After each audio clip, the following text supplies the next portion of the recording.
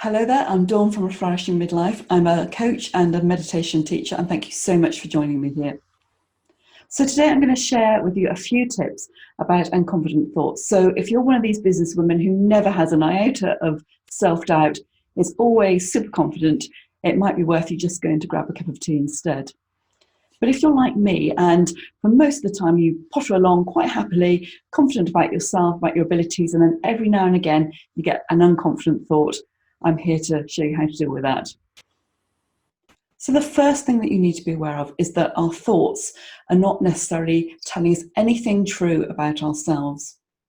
You see, we can't predict what thoughts come in and out of our mind. And actually, just because they're in our mind doesn't mean to say that they necessarily predict how we're going to behave or they're giving us any true, accurate information.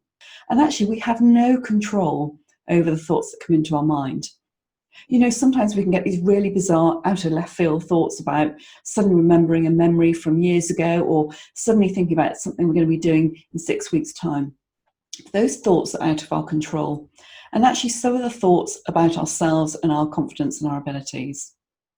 So having positive and negative thoughts is all part and parcel of being human. So no matter how spiritually enlightened we are, how super confident, how much work we've done on ourselves, we're always going to experience that ebb and flow of human thought. Some days it's going to be really positive and uplifting and we're going to think we can do whatever we set our mind to. Other days it's just going to be a bit negative and we want to hide under the duvet. That's just part of being human. It doesn't say anything about you or your ability to go out in the world and create the business you want. So just treat those thoughts that come in and out lightly. Don't take them too seriously. You know, sometimes we're taught to be a bit more positive, and if we have a negative thought, to turn it around and make it into a positive thought. Well, if you understand that thoughts really aren't necessarily true, if you understand that actually you're the observer of your thoughts, so you're seeing your thoughts here and they're not necessarily explaining anything about you, then you can take them far more lightly. All we have to do is notice the thought and then just let it pass through, because like clouds, it will pass in and out.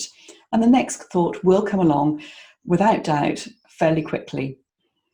So thank you so much for joining me. If you'd like to find out more, my website is theflourishingmidlife.com.